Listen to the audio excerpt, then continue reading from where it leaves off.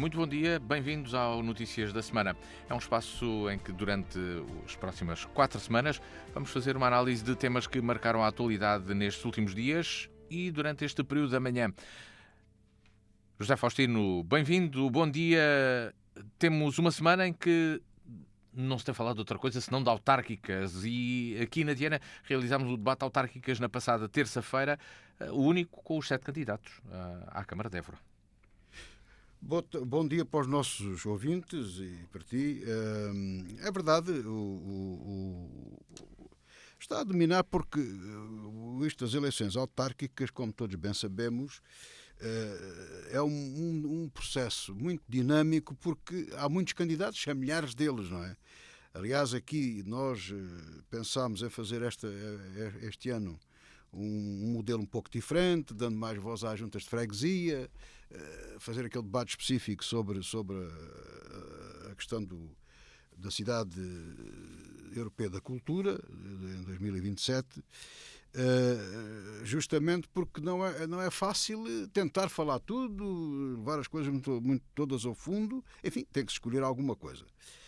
E até o que vale a pena aqui salientar foi o debate que promovemos em colaboração com a Associação Évora 27, não sei se é assim que se chama, parece-me que é. O debate penso que foi muito equilibrado, embora haja a fazer ali tirar uma conclusão muito simples, que é esta. Há 7 candidatos. Pode-se dizer, fazer duas separações. Uma primeira separação é dos partidos ou das formações políticas que têm atualmente assento na Câmara. Embora as pessoas não sejam exatamente as mesmas, portanto o Presidente da Câmara não se pode recandidatar, está outro candidato que é o João Oliveira, no caso da CDU. No PSD também é uma pessoa nova, o Sim. Depois, o grupo Cuidar de Évora é o que mantém, é o único que mantém. E o Partido Socialista também é outra pessoa. De qualquer modo, verifica-se na forma como tratam dos assuntos que conhecem os dossiês, como se costuma dizer. Eles, portanto, estão dentro daquele assunto. Depois, não em profundidade como eventualmente estarão os dois, o Presidente e o atual vereador, mas estão dentro do problema e deu para toda a gente perceber os pontos de vista, que afinal não são muito divergentes, e todos os problemas encontrados. E já lá vamos. Depois temos os outros 3, que embora possa haver surpresas, nomeadamente com o Chega, isso não quer dizer que eles estejam dentro do problema e dominem os assuntos. Isso verificou-se que não dominam. Aproveitaram, pois, para fazer a sua apresentação política, não deixaram de responder às questões, mas não estão bem fundamentados dentro do problema. O que não invalida que isso não os prejudica em coisa nenhuma no caso de serem eleitos. O que penso que um deles, como disse, pode ser. Depois, há uma outra conclusão a tirar e que me parece que de um modo ou outro estão todos de acordo. É que a Capital Europeia da Cultura foi atribuída, a organização disso, para a Évora em 2022, já estamos em 2025, portanto falta um ano e pouco para estarmos em 2027 e parece que está tudo atrasado. É claro, uns dizem que está tudo por fazer, a CDU diz que não, que já há coisas a andar da parte da Câmara. Depois há aqueles problemas do dinheiro, isso não fica completamente esclarecido e penso que nunca ficará esclarecido. Agora, o que me parece é que, isso é uma opinião que se vai formando daquilo que se ouve, é que provavelmente a linha A não se vai cumprir exatamente aquilo que se tinha posto no caderno de encargos, a linha B provavelmente é uma oportunidade que poderá ser em parte perdida porque não serve, digamos, de mola de projeção para o futuro em termos de indústria cultural, por exemplo, que é uma coisa que me parece que é muito importante aqui para Évora, devido às nossas condições, e que provavelmente não serão aproveitadas. Isso foi falado, mas não foi apresentado trabalho concreto. Veremos o que é que vai acontecer. Outro debate, o quinzenal no Parlamento na Assembleia da República, política de imigração e a lei de estrangeiros. foi o tema principal deste debate, José Faustino. Houve uma alteração à lei. Será que corresponde ao que pediu o Tribunal Constitucional? Pois, isto é uma história complicada. O Governo entendeu-se com o Chega, porque o Chega era fácil de entender sobre esta matéria. E apresentaram aquela proposta de lei que foi aprovada com maioria de votos na Assembleia da República e que foi para o Tribunal Constitucional e que o Presidente irá sempre levantar problemas se lhe parecer que ali há algum problema constitucional. Os problemas não são muitos e o Tribunal Constitucional, de um modo geral, diz há aqui coisas que não são confortáveis do ponto de vista dos imigrantes, há aqui algumas atenuantes, mas o tempo pode ser prolongado, mas não se explica grande coisa. Ou seja, não se diz isto está errado, se fosse de outra maneira estaria certo, do outro lado são 2, mas se fossem 3 sim, ou são 4 se fosse 1 estava bem, não há essa certeza. Outro aspecto que o Tribunal Constitucional falou é que lhes parece que há ali alguma dificuldade de acesso à justiça. Mas também não é específico, são coisas todas muito, para nós até um bocado de fora, completamente vagas, não é? Mesmo para os juristas também não é uma ciência exata. De maneira que agora pode-se discutir uma nova lei e voltar a propô-la. Bom, o Governo, aqui neste debate, o Governo foi confrontado com o Chega porque o Governo fez uma proposta, interiorizou o despacho do Tribunal Constitucional e fez alterações, digamos, à lei. E o Chega ficou zangado porque, como tinha negociado com eles a proposta inicial, não foi chamado para negociar. Há aqui alguma razão. Agora, também não dá a razão toda ao André Ventura para que ele diga aquilo que disse ao Primeiro-Ministro e aquela birra, para usar o mesmo termo que ele já usou, tinha a birra ou não tinha a birra, e depois o Primeiro-Ministro também usou, vamos manter o termo, não é ofensivo, armou aquela birra toda, embora tendo uma ponta de razão, depois perdeu a razão, especialmente quando se meteu em questões de intransigência, de arrogância, prepotência, etc, etc. Quando diz que para ele estava o assunto armado, não havia conversa nenhuma. Na minha opinião, o Governo, e a leitura que faço é, o Governo está correto voltar à carga porque o problema da imigração é um problema que temos que resolver. Há, de facto, muita gente com a situação por regularizar, ela tem que ser regularizada e, de uma maneira ou de outra, tem que se criar normas para as coisas se resolverem. Isso é, penso que um ponto assente. Seja a agenda de um, seja a agenda do outro, acho que deve ser a agenda de todos. Isso agora está na agenda. Penso que o Governo fez bem, mas devia emendar a mão, convidando novamente o Chega para ver aqui a nossa proposta, vejam lá o que é que tem para dizer. Podia dizer, somos intransigentes, assim é que estava bom e tal. Isso não é nada. Mas convidava também os outros parceiros, porque eles dizem que vão dialogar com todos. Até para o PS não ficar melindrado como ficou, dizer que não foi visto nem achado naquilo. Não. Se há entendimentos com todos os partidos, houve todos os partidos. Foi ali um bocado apanhado em contrapé. Mas há uma coisa que é certa. Isso, de um modo ou outro, tem que se resolver porque é um problema que o país, de facto, tem. E eu já aqui o disse, daquilo que vi, daquilo que sei, porque a proposta do Governo ainda não é conhecida publicamente, mas daquilo que vi e que sei, de uma forma ou de outra, não me parece que esteja desfasado dos temas que têm que ser resolvidos. Agora, se é 1 ano, se são 2 anos, se é 3 meses, isso são questões que têm, de facto, do ponto de vista jurídico, se afinar e ver aquilo que é razoável, ver aquilo que é possível. Mas que tem que se fazer alguma coisa, tem. Entretanto, o que continua a dar que falar, parecia um pouco esquecido, mas volta à ribalta, é a TAP. Indemnização de 500 mil euros a Alexandra Reis continua a ser investigada. Também o escritório de advogados. Pedro Nuno Santos é tido novamente nesta questão. O que é que se passa e que notícias surgiram sobre a TAP durante esta semana, José Faustino? Bom, a TAP foi alvo de buscas por parte da Polícia Judiciária e pelo Ministério Público, não é? E também um escritório de advogados que deu os pareceres sobre esta indemnização à ex-gestora Alexandra Reis, a tal de 500 mil euros, que ela já devolveu. Devolveu a parte que lhe restava porque a outra tinha pago em impostos.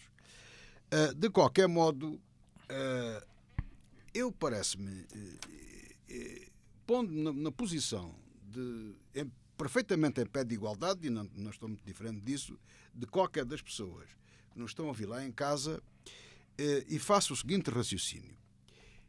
Eu já aqui tinha alertado para aquilo que é, e nem é preciso ir muito longe, mantenho no caso da TAP. Em a TAP ser administrada na Assembleia da República e toda a gente dá palpites sobre a administração da TAP. Agora já tivemos aí um afloramento disso também com a Carris, com o acidente que houve e tudo isso, mas isso falaremos mais um dia à frente. Em relação à TAP, já era mau porque havia comissões de inquérito, e geria-se daqui, pagou da acolá, e o carro do administrador, coisas que não são compatíveis com a administração de uma empresa, com a dimensão da TAP, naturalmente, seja ela pública ou seja privada. Outra ideia com que se fica é que há demasiado ministério em todo o lado, ministério público. Há muito ministério público, quer dizer, há aqui um poder, que é o poder da Assembleia, o poder legislativo, o poder executivo, que é o governo, e o poder judicial, que são os tribunais. O Ministério Público, não vou perder tempo com isso, talvez um dia façamos uma conversa, vamos sempre falando um bocadinho sobre isso, e até eu não sou jurista, não sou especialista nisso, mas eu acho que há Ministério Público a mais. E se é legítimo que se pense que há Assembleia a mais, Governo a mais, na administração da empresa, depois também há Ministério a mais. Porque pode haver, e isso não há nada óbvio que isso não seja resolvido. Pode ter havido, portanto, a questão do dinheiro está resolvido. Ninguém ficou prejudicado porque a senhora devolveu o dinheiro. De qualquer modo, importará verificar se houve um erro, se o parecer jurídico estava errado e todas essas coisas. Isso é digamos, um erro de gestão. Pode ser penalizado, de qualquer forma, mas não é crime. Outra coisa diferente, e só nesse sentido é que eu penso que se justifica a entrada do Ministério Público, é se esta indenização de 500 mil euros foi feito de forma que tenha a formatação de um crime. Por exemplo, prejudicar deliberadamente a companhia, beneficiar a senhora, eventualmente alguém que tomou a decisão também receber algum dinheiro, enfim, haver alguma coisa destas encoberta. Mas, aparentemente, é daquelas coisas que, salvo melhor opinião, se tivesse que haver, já teria havido. Já foi alvo de uma comissão de inquérito, já foi tudo falado. Eu acho bem, toda a gente achará bem, que tudo se corrige, tudo se esclareça. Foi o que aconteceu. A indenização foi devolvida e tudo isso. Parece-me um bocado forçado, lá está, é Estado a mais metida nas coisas, ainda que a empresa seja pública, e agora com o Ministério Público, que não dá nem tranquilidade aos portugueses, nem lá fora, porque a TAP vai ser vendida, vai ser privatizado quase metade. Não fica bem vista na fotografia. Vamos para o Médio Oriente, concretamente para a questão palestiniana. Temos aqui alguns temas, houve algumas notícias várias sobre este mesmo tema. O primeiro, e se calhar o de maior destaque e maior importância, é mesmo o reconhecimento do Estado da Palestina por diversos países, entre os quais Portugal. Foi uma decisão que há uns meses não era expectável e que de repente tomou um movimento global, digamos assim, entre estes Estados, mesmo à beira da Assembleia Geral das Nações Unidas. José Faustino. Pois foi, porque o que aconteceu foi que criou-se aqui, digamos, um movimento na Europa e fora da Europa de crítica e de pressão a Israel. Eu dou de barato, não vou agora discutir isso muito em profundidade, mas uma coisa digo. Este problema, e dou de barato que é um problema, não acredito que seja, não vejo ali nenhum como é que se diz, nenhuma exterminação daquele povo, não, isso não acontece. Pode haver, há ali atos reprováveis, certamente, que sim, de parte a parte, mas isso agora não interessa muito. O que interessa é que cada vez mais, no panorama global e geoestratégico, a Europa tem que começar a falar uma só voz. E mesmo que siga um movimento com os ingleses, que saíram da União Europeia, com os canadianos, com os australianos, etc. Mesmo que siga esse rumo, deve seguir-se a nível da Europa, mesmo que os países falem individualmente, mas concertados a nível da União Europeia, que não se entendem de maneira nenhuma. Ora bem, o grande obreiro desta posição, que já veremos que é apenas uma posição política, não é outra coisa, foi o presidente francês. Mas o que é que aconteceu? A França, os grandes países da Europa, a França e a Alemanha. Mas o chanceler alemão não foi nisso. Porque a Alemanha tem um compromisso muito grande desde a Segunda Guerra Mundial de Israel passar a ser um privilegiado da Alemanha. Porque a Alemanha foi o carrasco da exterminação. Não é? E isso dá-lhes uma posição muito desconfortável nesta situação. Estão à vontade para falar de paz, para negociações, para resolver o problema, tudo. Agora, tomar uma posição de reconhecer o Estado da Palestina, tanto mais, e agora entramos aqui no ponto fundamental, que não existe Estado nenhum. Eu sempre aqui disse, vejo lá 2 Estados.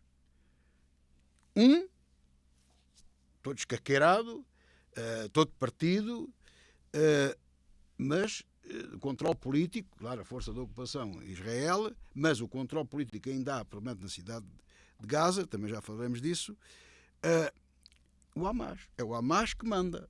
Depois temos a Cisjordânia, toda retalhada com a questão dos colonatos, que é a autoridade palestiniana. Mas nem num lado nem no outro, antes ou depois da guerra propriamente declarada, não houve eleições há uma data de anos.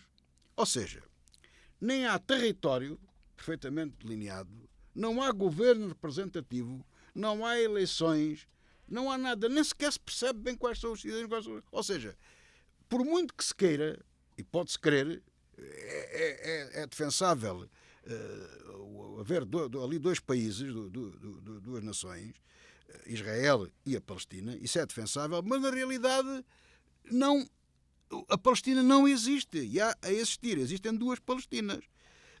Além destes problemas, ainda há um outro, que é, não há um reconhecimento público, pelo menos por uma das Palestinas, a Cisjordânia, a autoridade palestiniana reconhece o Estado de Israel, como também está disposto a desmilitarizar-se e tudo mais. O Hamas não. O Hamas não reconhece coisa nenhuma. Portanto, reconhecer o Estado da Palestina é reconhecer uma coisa que não existe. É uma maneira mais sublinhada, mais vincada de dizer, bom, ali tem que haver 2 Estados. Nós reconhecemos essa necessidade. Mas não, vamos reconhecer o Estado da Palestina. Mas depois não vai dar nada, não é? Portanto, não vai ter representante de país, embaixador na ONU, porque os Estados Unidos vão vetar, os países com muita importância, como por exemplo os Estados Unidos, quer se queira, quer não vão aceitar nada disso e, portanto, não tem o impacto que devia ter. Parece, quer dizer, só a melhor opinião. E, portanto, eu acho que Portugal foi atrás da moda, foi atrás de uma das partes, digamos, mais simpática. Eu tenho algumas dúvidas. Tenho dúvidas, quer dizer, não digo que foi uma má decisão, mas também não digo que foi uma boa decisão. Entretanto, o que continua a decorrer nesse território é a guerra com a conquista da cidade de Gaza por parte das forças israelitas. Pois, o problema ali é o seguinte.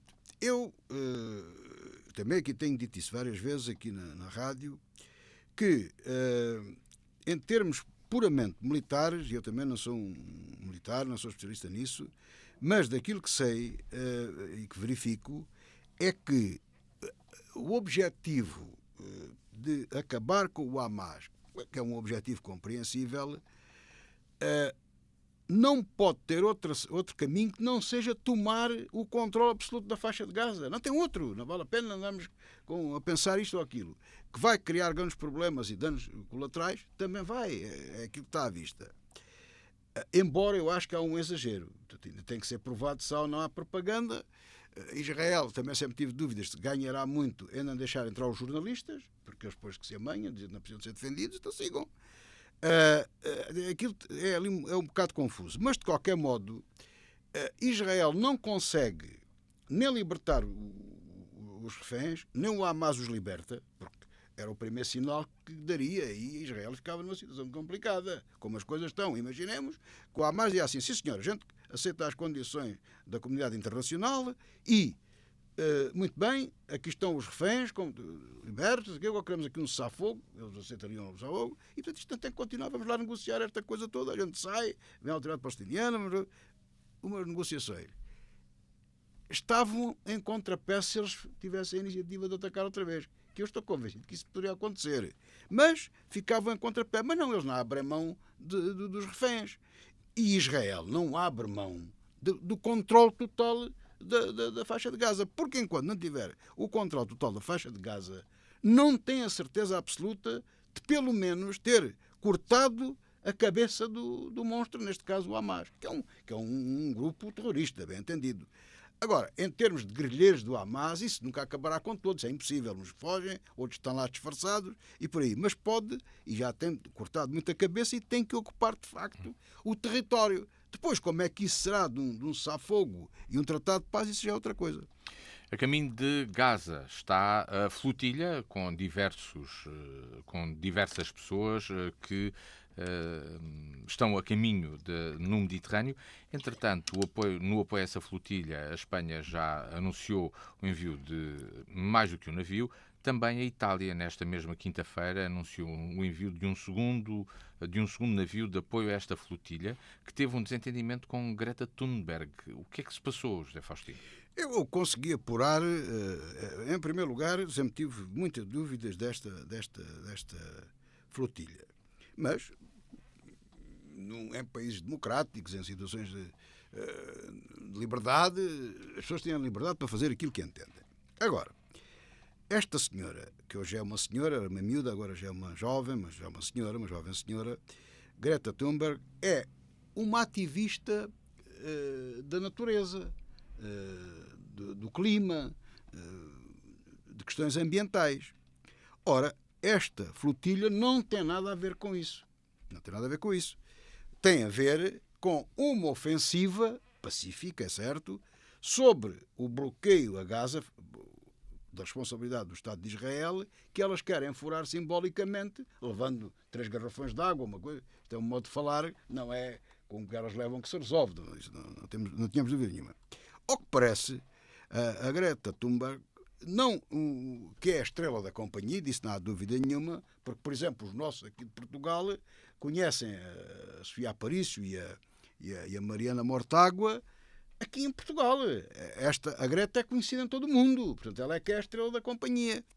E ela queixou-se que aquilo parecia mais uma promoção de pessoas, não sei quem é que ela estava a referir, provavelmente não eram os portugueses, não sei, do que outra coisa qualquer. E então ela não abandonou aquilo, mas mudou de barco. Portanto, ela estava mal, não tem nada a ver com as causas dela, e ela, com certeza, se é uma causa, se é uma defensora, e com razão ou sem razão, do ambiente e da natureza.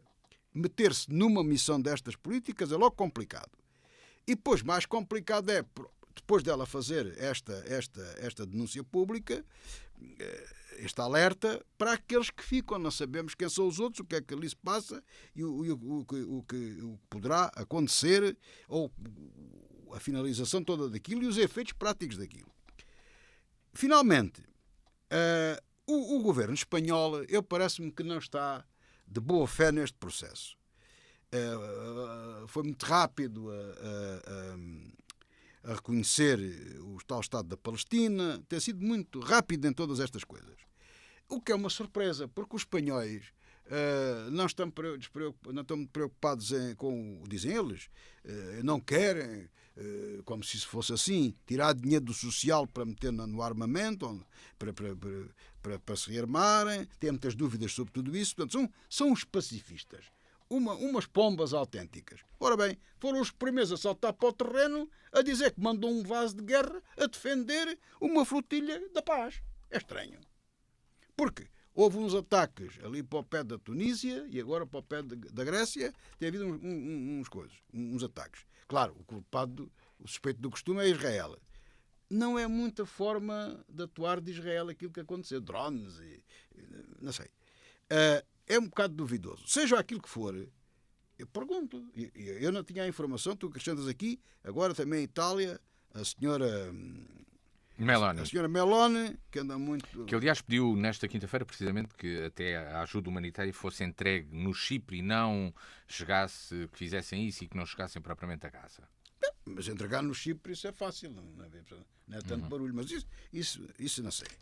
O que sei é que a senhora Meloni tem andado muito empenhada, e faz bem, também em ter muito as luzes focadas nela, portanto anda muito interveniente a nível internacional. E é bom porque, lá está, desde que esteja sintonizada com o resto da Europa, estejam todos a Itália tem um peso importante, quer dizer, é um país importante, é um país que faz parte do G7, não é? Portanto não é uma coisa qualquer. Agora, também é estranho mandar outro barco, quer dizer, como é que... e depois se diz isso, ficavam em Chipre. Então, mas a Chipre é ali ao pé, mas não é. Até para que é que mas qual é a ideia dos espanhóis e agora da Itália? É entrar em guerra com Israel. Portanto, o que vai acontecer, para termos a noção e falar das coisas práticas, porque eu também estou farto de muita teoria, muita conversa. Isto na prática é muito simples. Os israelitas, não sei como, se com submarinos, com barcos, alguma coisa dessas, têm lá. Ninguém passa para a faixa de Gaza. Portanto, aquilo está fechado em termos marítimos. Ora, vai aqui um conjunto de barcos, a tal flotilha, barcos de recreio, barcos mais ou menos profissionais, e querem, no fundo, o que eles querem é romper esse bloqueio. Não rompem. Não rompem. Quer dizer, nem que seja um barco, nem o espanhol, nem o italiano, não rompem. Não tem hipótese nenhuma. Ora, eles não vão passar. E agora, imaginemos que eles a teimam. Bom, os israelitas não são gente de muita conversa. Aquilo fala-se a conversa, não há conversa, a conversa não tem bom porto e é complicado. Eles atiram mesmo a matar, não é brincadeira nenhuma, eles não brincam. Habituaram-se a isso. Ora, eu pergunto assim, e livremos que isso aconteça, mas eu pergunto, então, se há um incidente qualquer, porque um provocador, vamos assim dizer, pode simular um ataque, uma coisa qualquer, um petardo, um Wehrlight, uma coisa qualquer, para um barco israelita. E o barco israelita afunda um barco dos outros, mesmo seja só para assustar. Mas há um indivíduo que morre, não sabia nadar. Eu pergunto, então, o vaso espanhol entra, bombardeia o barco israelita, avança, entra em guerra com Israel, e a Itália também. Não sei. Ficam essas questões e essas... Isto é daquelas tais... Não é só Portugal, que isso interessa, que eu tenho dúvidas de ter o tal reconhecimento da Palestina, que pode estar mal ou pode estar bem, é uma coisa a refletir. Não é certa, não é? Não, as atitudes do governo espanhol também não são certas. Por muito que agradem a uma série de pessoas, não são certas. Eu não vejo, nem neste caso de Itália. Como digo, estou a receber agora a notícia em primeira mão. Não me parece uma medida acertada a uma flotilha que vai em paz, que quer mostrar que está em paz, ser escoltada por 2 vasos de guerra. Entretanto, na Europa, esta semana, houve um ataque informático a diversos aeroportos, Bruxelas e muitos outros no norte da Europa, e também a violação do espaço aéreo da NATO. Por diversas vezes, tem acontecido repetidamente, quase diariamente, na Polónia, Estónia, Lituânia, Dinamarca e Noruega. Seja com aviões, seja com drones, como aconteceu agora nos últimos dias, particularmente na Dinamarca, José Faustino. O que é que se passa e o que é que está a acontecer? O que é que está a acontecer na Europa neste caso e o que é que isto, de onde é que isto vem? Bom, isto encaixa perfeitamente nem uma luva, é como uma luva naquele conceito que hoje se fala e que de facto é uma realidade, a tal guerra híbrida. Portanto, não é só uma guerra daquilo que se passa no teatro de operações, neste caso na Ucrânia, por exemplo, é tudo o que está à volta, não é? Portanto, há os ataques às redes informáticas, os ciberataques, que é o tal caso dos aeroportos e tudo isso, de guerra eletrónica, de interferências no sistema GPS, voo do espaço aéreo. A gente não voa, então porque é que desligou o indicador de presença do avião? Não é? Se não era furtivo, não era um voo furtivo, pip, olha lá está ele. não teve problema nenhum. O problema é que entrou dentro do espaço aéreo, isso não há dúvida nenhuma. Os drones, os aviões, em princípio, ou vêm lá daquele enclave que os russos têm ali onde tem havido estes sarilhos, ou vêm da Rússia. Portanto, os aviões não têm grande problema, passam em trânsito e isso não há dúvida nenhuma que levantam da Rússia e tudo isso. Os drones podem levantar da Rússia ou não. Se vierem por águas internacionais, ninguém interfere nisso, mas quando entram lá, podem ser abatidos, tal e qual como os aviões. Mas ainda pode acontecer outra coisa, fazendo parte dessa tal guerra híbrida. Pode ser um lobo solitário, como se diz no terrorismo, um drone relativamente simples, não é? Aparentemente, não há grande diferença entre um drone daqueles e um drone aí que muita gente tem e que opera aí, empresas de filmagens, etc. Um indivíduo qualquer pode lançar um drone, por exemplo, para criar problemas, como aconteceu no aeroporto de Copenhague e noutros. É um problema. Agora, temos de saber onde é que está a origem de tudo isso. Lembremos-nos, por exemplo, do ataque com drones que foi feito da Ucrânia à Rússia, que foi uma caminhonete, levou os drones, um caminhão que os lançou depois. Isso tudo pode acontecer ao contrário. Só que, ao contrário do que algumas cabeças bem pensantes do nosso país pensam, para não chamar nome pior, também há quem chama idiotas úteis, acham que o Sr. Putin é uma pomba que ali está. Ele só invadiu a Ucrânia porque a Ucrânia não lhe obedeceu. Queria aderir à NATO, veja-se bem uma coisa destas. NATO essa que está preparada para invadir a Rússia. Está na cara de toda a gente percebeu o que é que ali está a passar. Bom, eles conseguem mascarar as coisas no Médio Oriente, mas na Ucrânia não têm conseguido mascarar absolutamente nada. É evidente quais são os propósitos da Rússia. Ali não há nada a saber. Mas ainda há uns indivíduos que empedernidamente conseguiram defender isso. Até gozam. Vêm os russos, e gente com responsabilidade, pelo menos, na opinião pública. Isso parece evidente. Agora, dir-me-ão, então, mas os russos é que fizeram... Não sei, são suspeitos, são. Há casos, parece que há provas mesmo evidentes que são mesmo eles. Eu não tenho grandes dúvidas que são eles. Agora, num outro caso também poderão não ser. Poderá haver alguém que ali aproveita aquilo.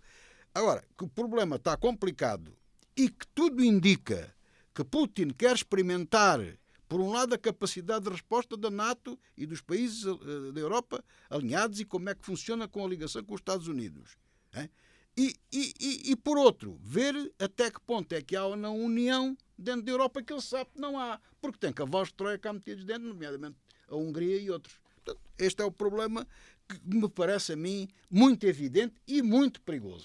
E para aqueles que pensam que podem andar aqui a comer torradinhas e a beber copinhos de leite morno e todos muito fofinhos, acabou, esse tempo acabou. As pessoas têm que se prevenir. E a maneira de continuarmos o nosso modo de vida é justamente estarmos preparados para enfrentar a ameaça, neste caso russa ou outra qualquer parecida. Temos de estar preparados. Se não formos...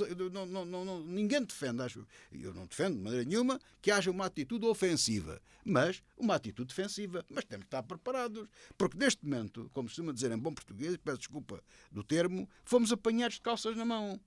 Neste momento estamos dependentes dos Estados Unidos, que está a ser dirigido por um fanático, por um farsante. Um farsante com tudo o que isso quer dizer. Entretanto, precisamente, Trump fez uma declaração depois da Assembleia Geral das Nações Unidas bastante diferente do que tinha dito antes, mas sobre esta Assembleia Geral na ONU há muito mais para falar. O que é que aconteceu nesta reunião magna que envolve Portugal, Zelensky e os Estados Unidos? Vamos lá ver, a ONU é uma coisa um pouco de geometria variável e tem ali um problema muito complicado que não vai ser resolvível nos próximos anos, que é o Conselho de Segurança. O Conselho de Segurança é esse que praticamente reúne quando é preciso e toma as decisões, mas tem um problema. Está ali 5 países que têm direito de veto, ou seja, está tudo de acordo, mas há um que não está. Ou é os americanos, ou os chineses, ou é os outros, ou os russos, aquilo não passa.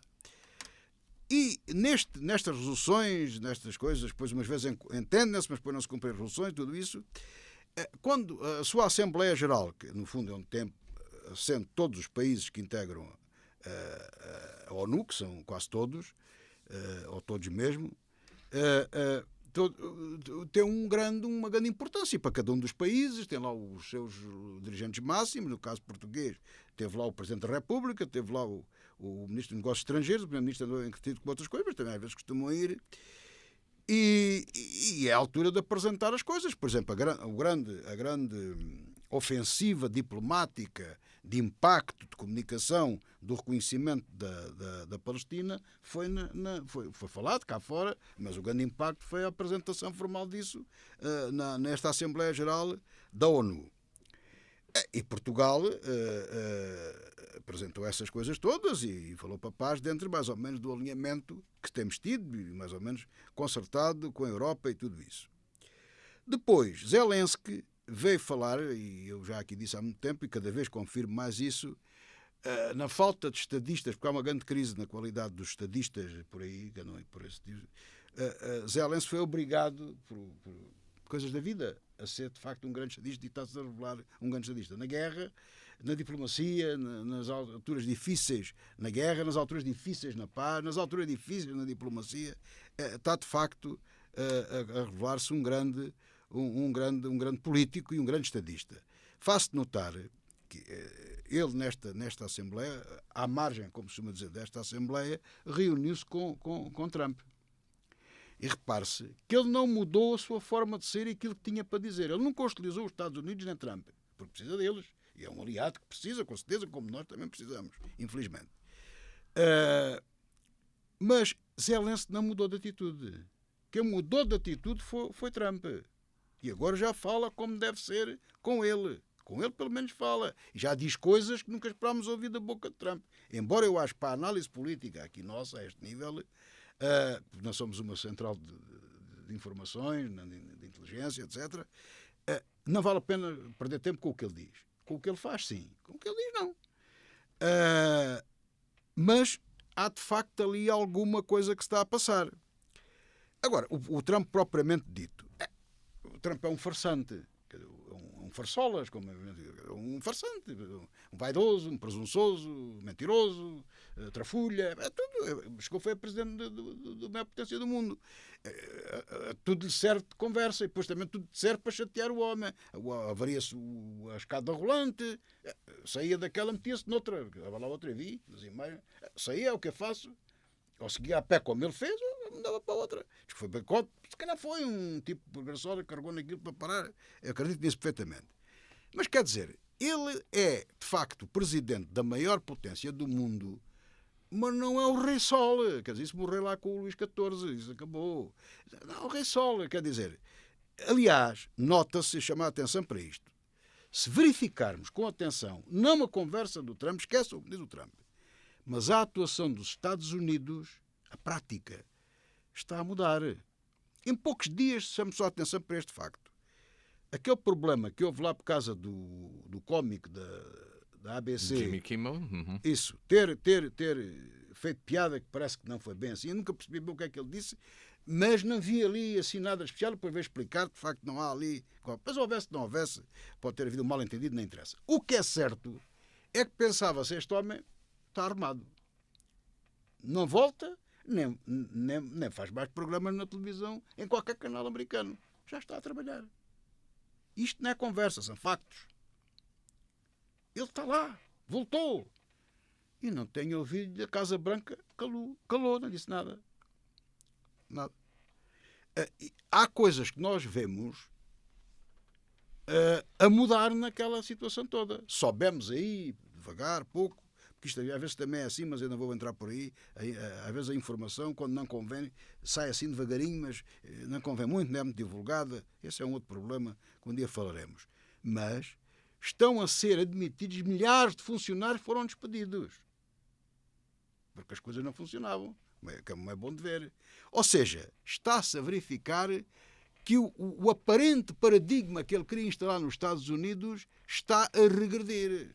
Por exemplo, apresentou-se lá com a tropa de choque a prender imigrantes sul-coreanos em fábricas sul-coreanas e a Coreia do Sul não gostou da brincadeira. E tem lá muitos milhões de investimento. Vamos ver o que é que vai acontecer. E, portanto, uma coisa é a farsantice de um farsante e outra coisa é a realpolitik. Para terminar, um último tema desta semana ainda, que envolve os Estados Unidos e a Venezuela. Há uma tensão entre os dois países. Os Estados Unidos têm navios junto à costa venezuelana, no mar. A Venezuela tem as suas milícias em prontidão. Isto é uma ameaça real ou não passa de farsa, como já aqui usaste o termo? Dois farsantes. Temos o Maduro e são dois farsantes, um de frente ao outro, infelizmente. Quer dizer, temos dois farsantes. Facto. Isso não me interessa nada do que eles dizem. Zero. Esqueçam isso. Facto. Foram abatidos 2 barcos venezuelanos. Desculpa. Iam carregados de droga e a Venezuela é um estado do narcotráfico e que nós queremos acabar com isso e o maior traficante de todos é o Maduro. Esta retórica, eu não sei, como digo, não faço muito caso. Agora, o que é facto é que já foram abatidos 2 barcos. E se nós fizéssemos caso do que diz o outro farsante da Venezuela, ele ia respostar imediatamente. No primeiro mandato do Trump, ele disse: Sr. Trump! Toda a gente fartava dele. O Sr. Trump nunca mais chamou o Sr. Trump. Agora, não sei, agora é que era caso para dizer. Chamar-lhe nome. Não. Portanto, anda mais manso. Facto é que foram 2 navios afundados e a Venezuela não respondeu. Está em prontidão, mas a Marinha dos Estados Unidos e as forças militares americanas estão a fazer cerca à Venezuela. A justificação é tráfico de droga e querem acabar com aquilo tudo porque os prejudica internamente nos Estados Unidos. Vamos ver o que acontece.